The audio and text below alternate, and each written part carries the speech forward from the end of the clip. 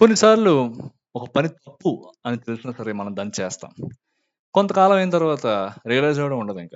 Regret feel అవ్వడం ఒకటే ఉంటుందనమాట. ఎందుకంటే మనకు తెలుసు. ఆ పని మొదలుపెట్టక ముందే మనకు తెలుసు. మనం చేసేది తప్పు అని చెప్పి. అయినా సరే దాన్ని చేశాం గాబట్టి చాలా కాలం అయిన తర్వాత చాలా బాధపడతాం. అరెరే! చేయకుండా ఉండాల్సింది గదా! అందరూ మొత్తుకున్నారు, వారించారు, వద్దని జెప్పారు. అయినా సరే నేను వినలేదు. నాకిలా అవ్వాల్సిందే అని జెప్పి చాలా రిగ్రెట్ అయితే ఫీల్ అవుతాం అనమాట. సో, అటువంటి సిట్యుయేషన్స్ ఒక 5 ఈరోజైతే నేను మీకు చెప్పడానికి ట్రై జేస్తాను. మీరు గనుక ఇది పదే పదే చేస్తున్నారు, లేపోతే ఇటువంటి తప్పులు చేస్తున్నట్టు వాటినైతే అవాయిడ్ చేయడానికైతే ట్రై చేయండనమాట. ఫస్ట్ పాయింట్ ఏంటంటే అసోసియేటింగ్ విత్ రాంగ్ పీపుల్ అనమాట. కొంతమంది చెప్తారు, "అరే! వాళ్ళతో వెళ్ళకురా, వాళ్ళతో స్నేహం చేయకురా, వాళ్ళతో అంత సన్నిహితంగా మెలగొద్దు. వాళ్ళు ఎక్కడికి రమ్మన్నా అట్లాంటివి ఏం చేయొద్దు. సైలెంట్‌గా ఉండు" అని చెప్పి చెప్తారు. కానీ మనం వినమనమాట. వాళ్ళతోనే ఫ్రెండ్‌షిప్ చేస్తాం. వాళ్ళు ఎక్కడికి రమ్మన్నా వెళ్తాం. వాళ్ళు ఎప్పుడు పిలిచినా వెళ్తాం అనమాట. ఇంట్లో పనులన్నీ వదిలేసి మరీ పరిగెట్టుకుంటూ వెళ్ళిపోతాం. సో, ఈ విధంగా చేయడం వల్ల ఏమవుతుందంటే కొంతకాలం వరకు బానే ఉంటుంది. వన్ ఫైన్ డే వచ్చిన తర్వాత వాళ్ళు మనల్నయితే మోసం చేయడమో, లేకపోతే ముంచేసి వెళ్ళిపోవడమో, లేకపోతే సంథింగ్ ఏదో ఒక టాక్సిక్ రిలేషన్‌షిప్ అనుకోండి. మెంటల్‌గానో, లేకపోతే ఫిజికల్‌గానో, ఎమోషనల్‌గానో అబ్యూస్ చేయడమో చేస్తుంటారు. అప్పుడు రిగ్రెట్ అవుతాం అన్నమాట మనం. ఛ! అందరూ చెప్పారు కదా! వద్దని వారించారు కదా నన్ను. ఎందుకు చేశాను ఈ విధంగా అని చెప్పి చాలా రిగ్రెట్ అయితే ఫీల్ అవుతాం అన్నమాట. సో, ఎప్పుడు గుర్తుపెట్టుకోండి. ఇటువంటి రిలేషన్‌షిప్‌లోకి వెళ్ళే ముందు 2, 3 సార్లు మీరు ఆలోచించుకోండి అన్నమాట. ఏమవుతుంది? ఎందుకంటే మీకు తెలుసు. ఆ పర్టిక్యులర్ వ్యక్తితోటి మనం గనక ఎక్కువ క్లోజ్‌గా మూవ్ అయితే ఏం జరుగుతుందో మనకు తెలుసు. అవి తెలిసి కూడా ఫ్యూచర్‌లో ఏం జరుగుతుందో తెలిసి కూడా మనం ఆ విధంగా బిహేవ్ చేసామంటే ఎవరు కూడా తర్వాత మనకు సపోర్ట్ రారు. మనమే చాలా రిగ్రెట్ ఫీల్ అవ్వాల్సొస్తుంది. సో, ఇలాంటివన్నీ కూడా అవాయిడ్ చేయడానికి అయితే ట్రై చేయండి.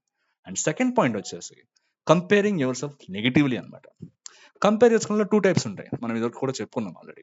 సో, ఈ కంపేర్ చేసుకోవడం ఏమంటే కొందరు పాజిటివ్‌గా చేసుకుంటారు. కొంతమంది నెగెటివ్‌గా చేసుకుంటారు. పాజిటివ్‌గా చేసుకుంటూ ఓకే. అవతల పక్క వ్యక్తితో కంపేర్ చేసుకొని ఆయనంత లెవెల్‌కి వెళ్ళాడంటే చాలా కష్టపడ్డాడు. సో, నేను కూడా ఆ విధంగా కష్టపడతాను. అతని లెవెల్‌కి వెళ్తానని చెప్పి కంపేర్ చేసుకొని, ఆ హార్డ్ వర్క్ చేసి, ఆ స్కిల్స్ అన్ని మనం కూడా అక్వైర్ చేసుకొని, ఆ లెవెల్ రీచ్ అయితే ఓకే.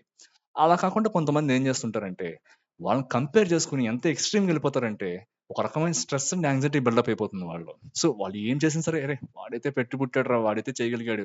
నా జాతకం ఇంత నేనేం చేయలేను. నా వల్ల కాదు నేనేం చేయలేను. వాడంతలా నేనెక్కడ కష్టపడగలుగుతాను.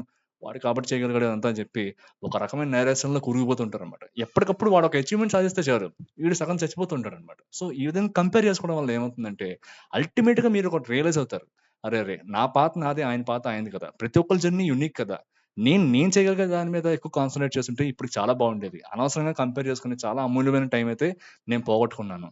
ఎందుకిట్లా చేశానని జెప్పి చాలా రిగ్రెట్ అవుతాం అనమాట. సో, ఇలాంటి కంపారిజన్ ఎప్పుడు చేసుకోవద్దు. ఎప్పుడు గుర్తుపెట్టుకోండి. ఎవరి పాత్ వాళ్ళదే. ఎవరి సక్సెస్ వాళ్ళది. ఎవరి ఫెయిల్యూర్ వాళ్ళది. సో, నెగెటివ్‌గా అయితే ఎప్పుడు కంపేర్ చేసుకోవద్దనమాట. సో, ఇది second point. And third one వచ్చేసి not giving enough time to your parents. ఇది చాలా చాలా అండర్ రేటెడ్. ఎక్కువ మంది మీకు చెప్పరు గూడా. చాలా మంది ఒక టీనేజ్‌లోనో లేకపోతే ఎర్లీ 20స్‌లో ఉన్నప్పుడు వాళ్ళ పేరెంట్స్ చాలా విషయాలు చెప్తారు వాళ్ళకి. నాన్న అది చేయకు నాన్న, అలా ఉండొద్దు నాన్న, ఇలా చెయ్యి నాన్న, ఇలా చెయ్యి నాన్న అని చెప్తుంటారు.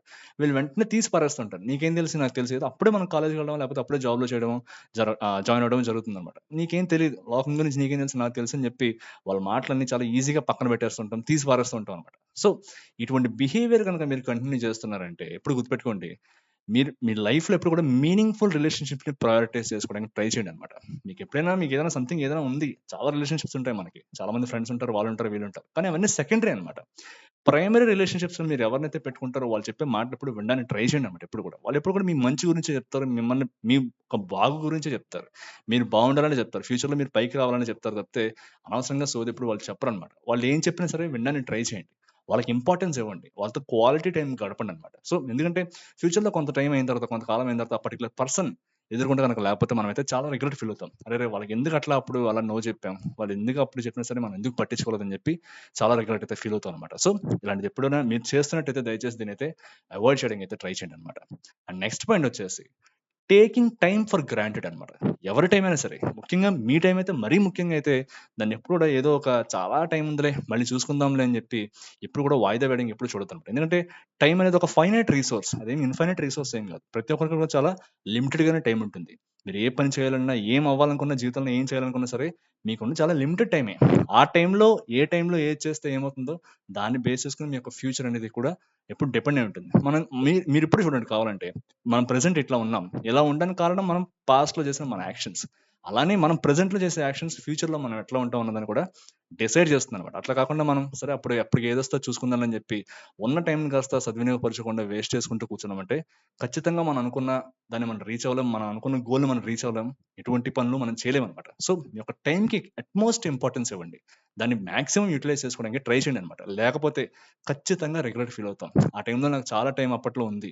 అప్పుడు నేను యూజ్ చేసుకోలేకపోయాను అని నాకు చెప్పిన వాళ్ళు కొన్ని పదుల సంఖ్యలో ఉన్నారనమాట. సో, నాకున్న టైంలో నేనైతే యూజ్ చేసుకోలేకపోయానని చెప్పినవాళ్ళు. సో, టైంకి అట్‌మోస్ట్ ఇంపార్టెన్స్ ఇవ్వండి. దాన్నైతే మాక్సిమం యుటిలైజ్ చేసుకోవడానికి ట్రై చేయండనమాట. అండ్ లాస్ట్ వన్ వచ్చేసి never believing in your own capabilities అనమాట. చాలా మందికేమంటే వాళ్ళ ఓన్ క్యాపబిలిటీస్ మీద వాళ్ళకి నమ్మకం ఉండదు. వాళ్ళు చేయగలుగుతారు. ఒక పని చేయగలుగుతారు. కానీ సెల్ఫ్ డౌట్ అనమాట. వెంటనే సెల్ఫ్ డౌట్ వచ్చేస్తుంటుంది వాళ్ళకి. నేను చేయగలుగుతానో లేదో. అతని దగ్గర ఆ పని చేయడం గల సామర్థ్యం ఉంది. అతను ఖచ్చితంగా ఉంది. బట్ లేనిదేంటంటే నమ్మకం మాత్రమే అనమాట. అతని క్యాపబిలిటీ మీద అతనికి నమ్మకం లేకపోవడం. ఆ నమ్మకం అనేది లేకపోవడం వల్లే ఎంతో గొప్ప గొప్ప ఆపర్చునిటీస్ వదులుకున్న వాళ్ళైతే నాకు తెలుసనమాట. సో, ఎప్పుడు గుర్తుపెట్టుకోండి. మిమ్మల్ని మీరు నమ్మడం స్టార్ట్ చేయండి ఎప్పుడు కూడా. అంతేగాని ఎవరో వస్తారు, ఏదో చేస్తారని చెప్పి ఉండడం కాకుండా మీ క్యాపబిలిటీస్ మీద మీరు నమ్మకం పెట్టుకోండి. మీ టాలెంట్ మీద మీరు నమ్మకం పెట్టుకోండి. అంతే తప్పితే మిమ్మల్ని మీరు డిమినిష్ చేసుకుంటూ కూర్చుంటే వచ్చిన ఆపర్చునిటీస్ అన్ని వదులుకున్నారంటే ఖచ్చితంగా ఫ్యూచర్‌లో ఏదో ఒక రోజున చాలా రిగ్రెట్ ఫీల్ అవుతారనమాట. అప్పుడు అనుకుంటుంటారు. అరెరే! ఇటువంటి క్యాపబిలిటీ ఉన్నవాళ్ళే ఇలా చేయగలిగారు గదా! నేనెందుకు చేయలేకపోయాను ఆ టైంలో అని చెప్పి చాలా బాధపడతామనమాట. సో, ఈ 5 పాయింట్స్ కూడా గుర్తుపెట్టుకోవడానికైతే ట్రై చేయండనమాట. సో, మరో వీడియోలో మళ్ళీ కలుసుకుందాం. అంతవరకు please take care. Thank you. Bye.